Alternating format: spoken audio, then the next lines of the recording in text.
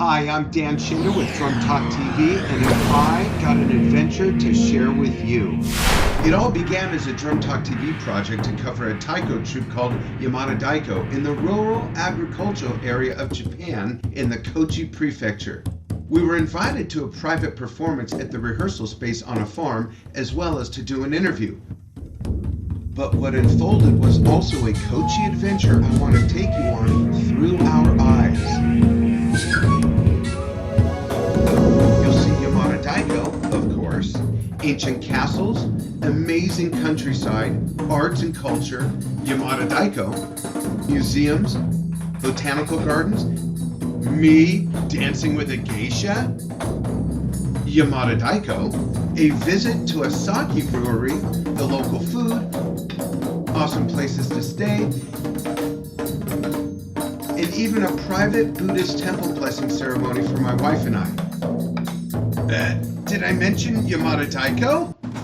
We traveled to Kochi from another project on Sado Island in the Sea of Japan. That's another documentary, watchword on all our Drum Talk TV channels. The Kochi Prefecture is located on Japan's Shikoku Island. It is largely a rural area known for its mountains, rivers, and Pacific beaches. The population is 690,000 people.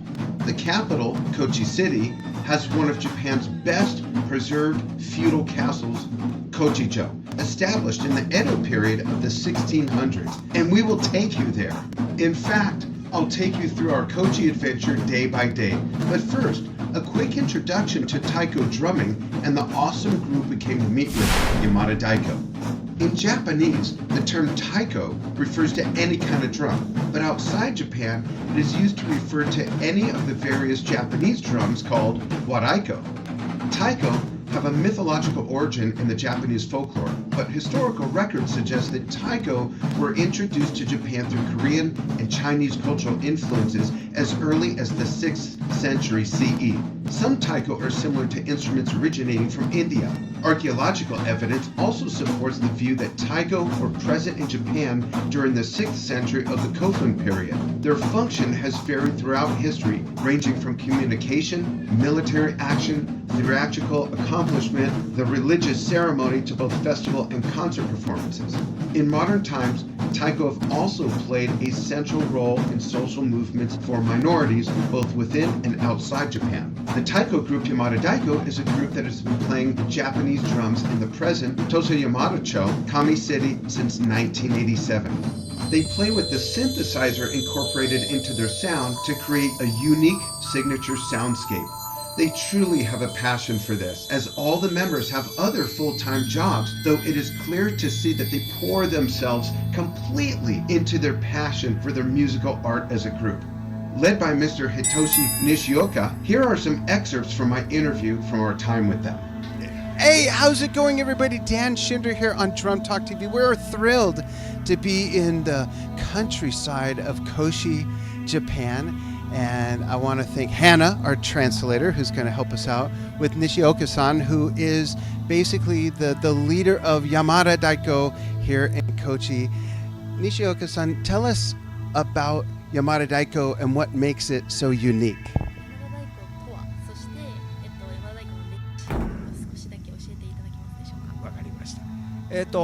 Yamadadaiko 発足は1987年になります。今年33年目ですね。大きな組織の目的は市って言います。高知県の四国の中の高知県上市って言います。上市。その町おこしということで発足しました。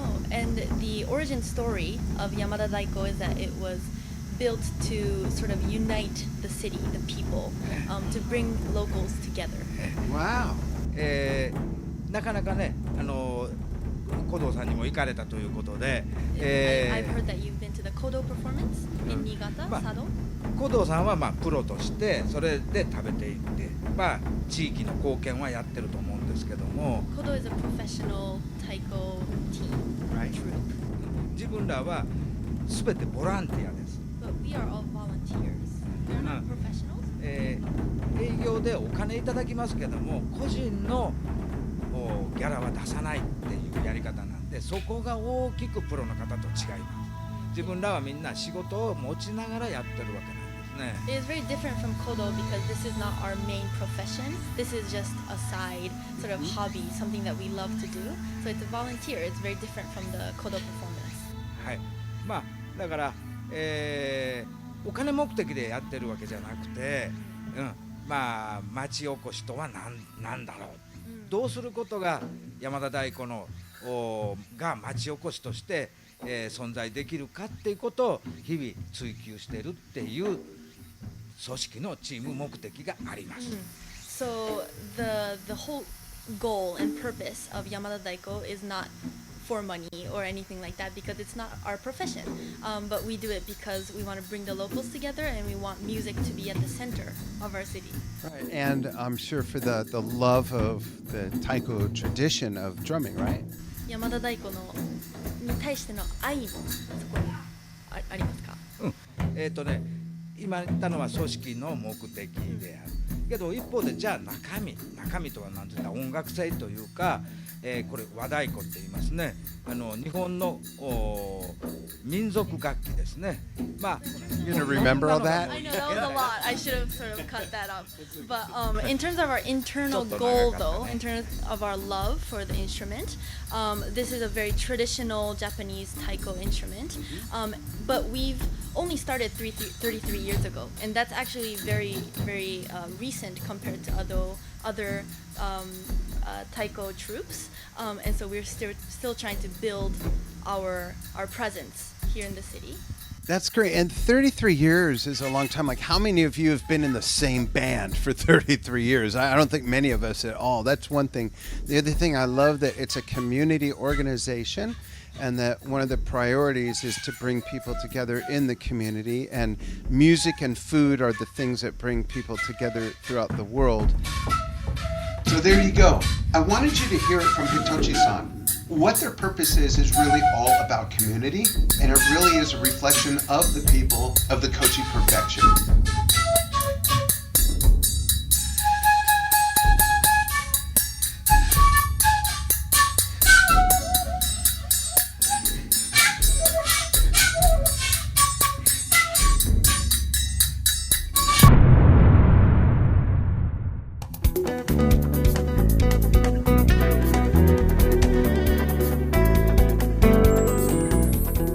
Kochi City is a beautiful city. We arrived late afternoon, and from our 20-something floor of the Hotel Nikko Kochi Asahi Royal, we were able to look out our window day and night and take it all in. The hotel has many different types of rooms and suites to accommodate all sensibilities of those who stay there.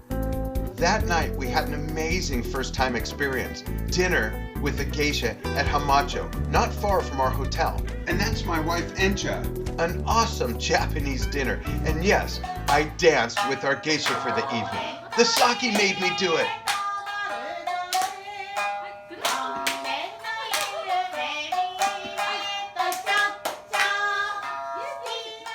Oh, I am beginning to remember a sake drinking game with our geisha and another who joined in. This made the dancing a lot easier for me. I am not a dancer. Can you tell? What an experience. The next morning, we had one of the best breakfast buffets ever, and I took this pano shot with my phone from our table of the beautiful city. I still can't believe how much we saw and did the second day in Kochi. Our tour guide extraordinaire, Keiko-san Marutani, was amazing beyond words. First, we went to Kochi Castle. I'm so glad we have video because words just cannot describe the majesty of this place. It was majestic. In America, we just don't have history like this that goes back hundreds of years. Below the castle, you are greeted by a towering statue. Following the Battle of Sekigahara in 1600, Kochi Castle was constructed in what was then the province of Tosa. It was built by Yamanouchi Kazutoyo, who took control of the province after the Tokugawa victory. The castle was constructed as part of the move from Urado to the more defensible Otakasa, also known as Odakasa area. Construction was begun in 1601 and was completed by 1611. Much of the original fortress burned down in 1727. It was reconstructed between 1729 and 1753 in the original style. The castle underwent major restoration from 1948 to 1959. Though no battles were fought at the castle, it is noteworthy because the castle is the original structure and not a post-war replica. It is also the only castle in Japan to retain both its original tenshu, or keep, and its palace, the residence of the local daimyo, which were Japanese feudal lords. So the keep was the main area of residence for the highest of the hierarchy of the castle. In fact, it is the only castle to have all the original buildings in the Hanmoru, or innermost of defense, still standing. The steps to hike all the way up to the castle were specifically engineered by height and depth so that horses could not climb them. This deterred foes, as proven by the fact that no battles were fought there. At one point, as we were huffing and puffing our way up the stairs, I said, "If these are made so horses can't climb them, why are we? Hello? May I get directions to the escalator, please?" There is no escalator, and it's worth every step to get to the castle.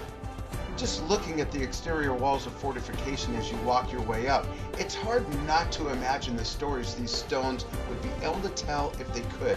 What a marvelous experience to see how they lived. See this amazing form of construction and architecture. The view from the terrace at the top. My wife is a lot braver than I am. The artwork, the artifacts, the models, everything. Just wow. Can you find me in this photo at the page below? Whoa! Next, we went to the Yosakoi Museum, which is all about the Yosakoi Dance Festival. In the summer, Kochi City transforms into a stage for all. This is a fully interactive dance festival, meaning you can be part of it too. There's even a tutorial video at the museum. It was to no surprise that my wife Enja dove all the way in. Get in there with your Hana.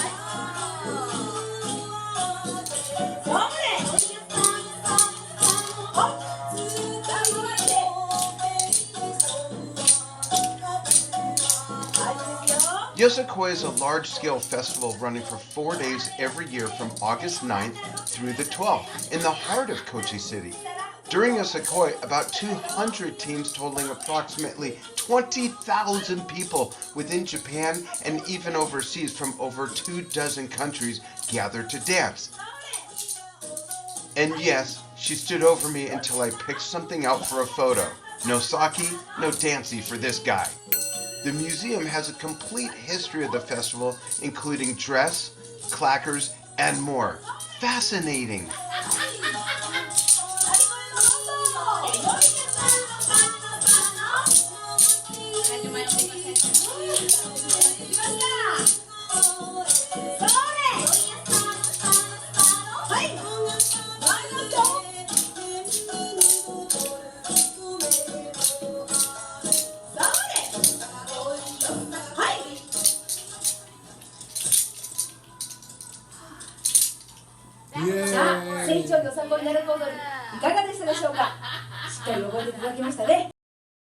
From there, it was out of the city. This is the day we met with Yamadadaiko. Going from Kochi City to the countryside to meet with them was an enchanting transformation of the landscape.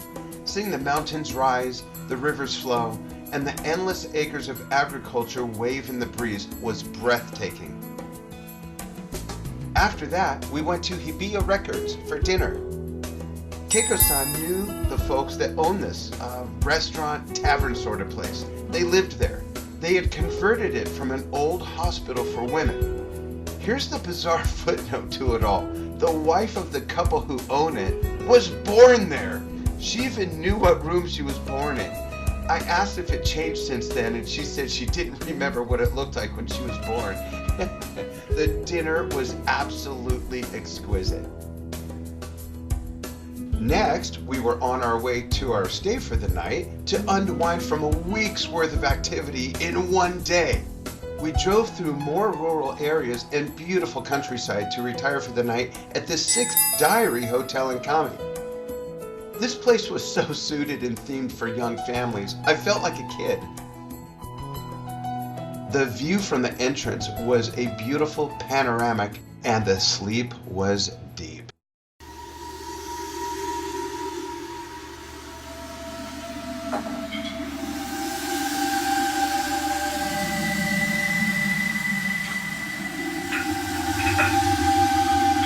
As if we hadn't jammed a lifetime of memories into the first 2 days, here we go on day 3 with an art museum, a sake brewery, the most amazing green tea at a sacred temple site, the Kochi Prefectural Museum of Natural History, and a mom and pop hostel, all in one day.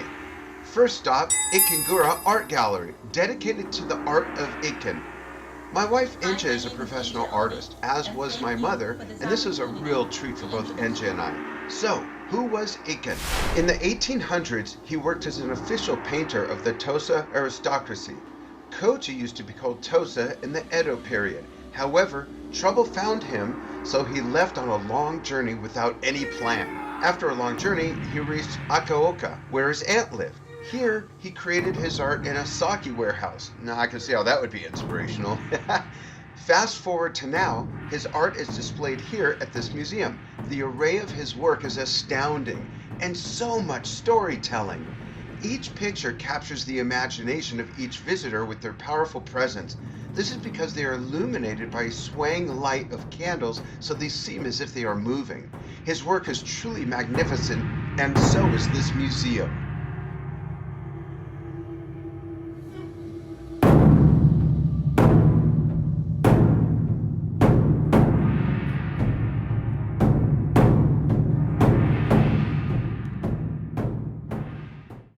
Next, it was off to a sake brewery.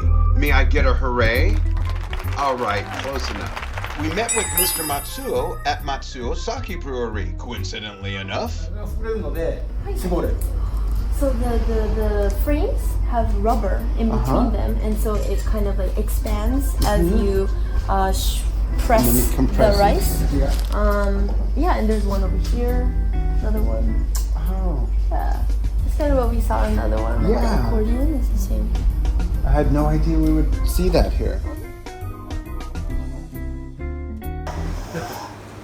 Wow. Sake in the making. Fermenting process. Wow, so much work goes into this process, and here you can actually see the brewing process in action. The fifth head brewer uses local Kochi ingredients to brew sake with love and tenderness. Being able to taste 3 types of sake which bring out the variations of Kochi yeast is popular with visitors. Matsuo-san also took us to where he had a collection of artifacts from the history of the brewery. And this brewery has an interesting story. In 1996, a huge tornado hit the sake warehouse head on. However, there was no damage, and moreover, ever since then, their top sake brand, Toyonome, keeps winning the top prize at major sake contests, resulting in people believing that a dragon god resides in it. If you go to Kochi, you should definitely try this holy sake at Takagi Brewery. Yes, we got to try some samples, and we took some home, and I set aside my stash. Next, it was off to Nanguko no Oka for lunch.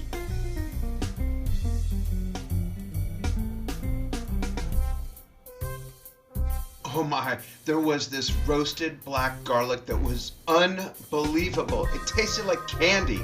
The food that we tasted was fresher than anything else we'd ever eaten. The atmosphere was very traditional. You know you are in Japan when you're there. I still have some of the garlic I bought there. I need to go back for more. Garlic run! Our next stop, yes, there's more. Our next stop was the Tosa Kubunji Temple, where we had an amazing experience with green tea, basically on sacred land. The Myomen Gate is the main gate to the temple, an elegant double-layer design with guardian gods guarding both sides of the gate can be seen.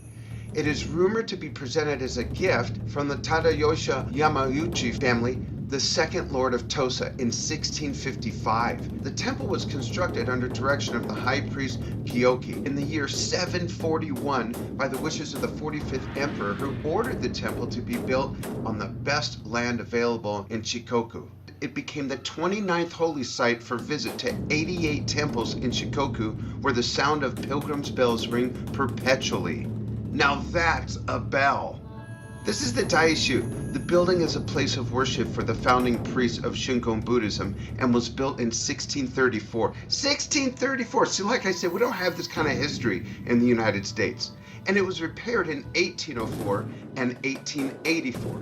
Further repairs in 1960 saw the bark roof replaced with bronze plate. This is the Kubunji guest building that was completed in February of 1978.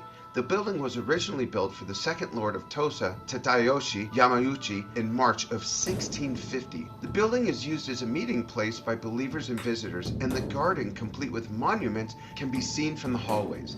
This is also where we had our amazing tea experience. The green tea powder is mixed into hot water with the fine bamboo whisk and actually creates a froth. The flavor was absolutely heavenly. But wait, there's more. I still can't believe how much we did just on the third day alone. Okay, if you like history, and Enja and I certainly do, you will love the Kochi Prefecture Museum of History. As soon as we arrived, they whisked me away to a room and dressed me up as this guy, Yosakoi Museum, one of the daimyos, a feudal lord.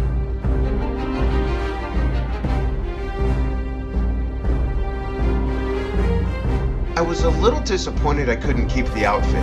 As difficult as it would be to play drums in, I could make it work, right? Then they took me to a part of the museum that was basically a life-size diorama of the war room. They asked me to pose, and as I did, I was surprised at how many cameras clicked away from the museum staff and fellow visitors. Enja just laughed. The museum has historical objects on display related to Kochi Prefecture from the Old Stone Age to present day. Kochi Prefecture Museum of History and Folklore studies the footprints of the people of Tosa and conveys the results to the present and next generation to contribute to the promotion of prefectural culture and to build a rich locality utilizing tradition. So much to see here. Now for the last stop of the day. We made it! We traveled to a place called Second Chaya Inn. It was like a hostel owned by Mr. Haruhide Ikeda and his wife. This was like going back in time. The beautiful architecture and interior design was so beautiful, so traditional, and Ikeda-san took this 120-year-old property and using his skills as a retired architect, did the renovations himself. Absolutely breathtakingly marvelous. He had retired at 50 and returned here to Karagawa town where he grew up.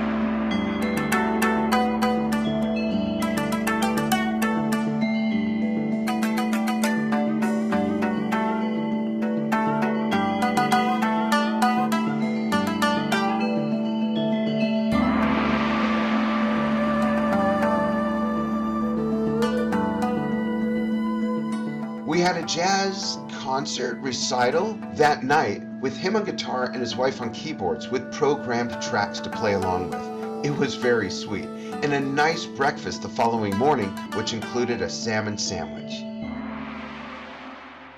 Day 4, Botanical Gardens, a private ceremony at an ancient Buddhist temple, and sushi. And this guy!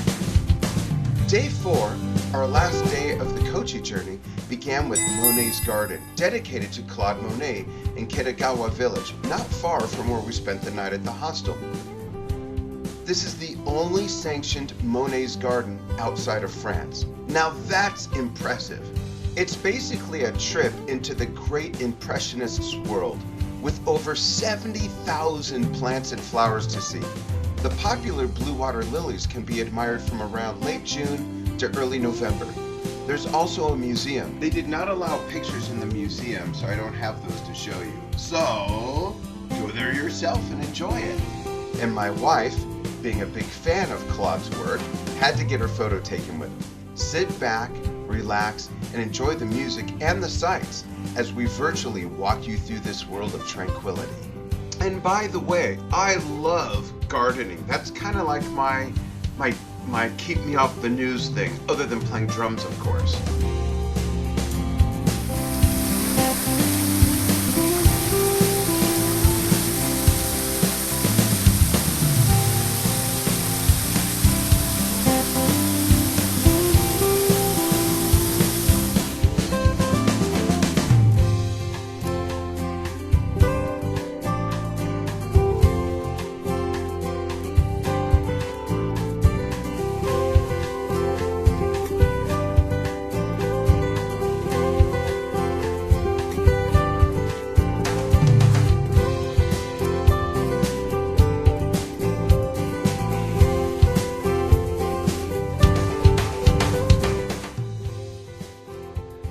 if you've seen one botanical garden, you've seen them all, right?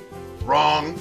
The Makino Botanical Garden in Kochi was established in 1958 with a museum dedicated to Tomitaro Makino, who lived from 1862 to 1957, and is known as the father of Japanese botany. This is a comprehensive botanical garden which are rare in Japan. Approximately 3,000 different kinds of plants can be enjoyed here throughout the seasons.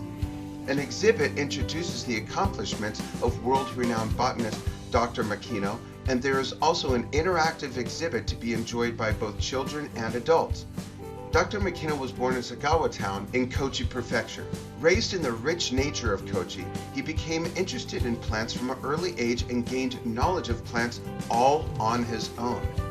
During his visit to Tokyo, he was allowed to enter and leave the botanical department of the Faculty of Science, the University of Tokyo, and would work on plant taxonomy.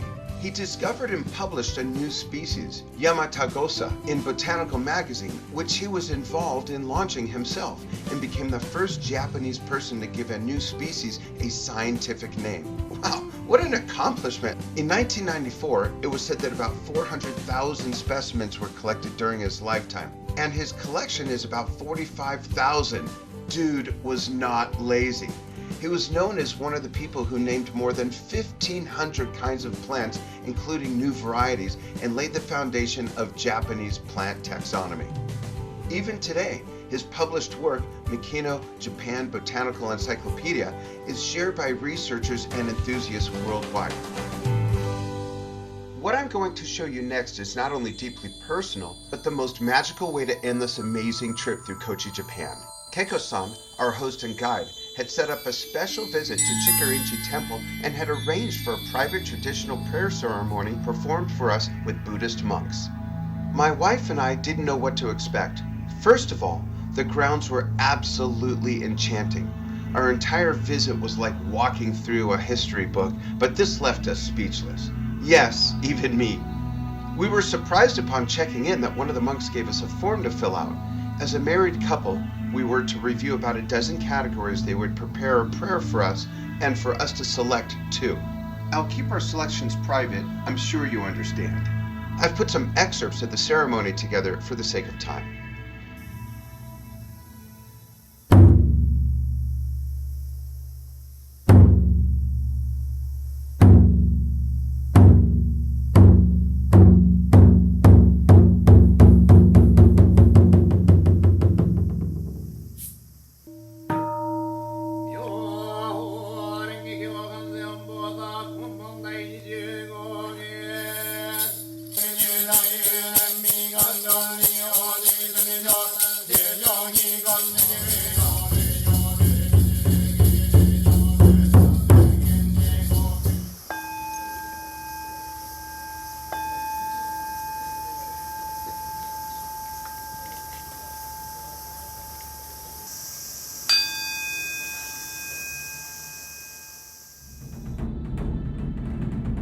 The prayer was complete with a taiko drum, bells, chanting, superb incense, and more. This was real. The experience was quite serene, and that serenity lingered for a couple days. This all took place at Mount Godai, a small mountain to the east of Kochi's downtown. It was named after a Chinese mountain by Buddhist priests visiting from China. The same visiting priests established Chickering G Temple, which has since become an important stop on the Shikoku pilgrimage. This is number 31 of the 88 temples along the pilgrimage. Chickering G's temple grounds feature an interesting array of halls and structures, including this beautiful 5-storied pagoda.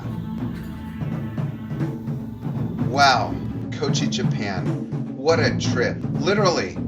I hope you enjoyed this Drum Talk TV special with Yamadadaiko and all the sights and sounds and history and culture of Kochi, Japan. I'm Dan Shinder. Thank you very much.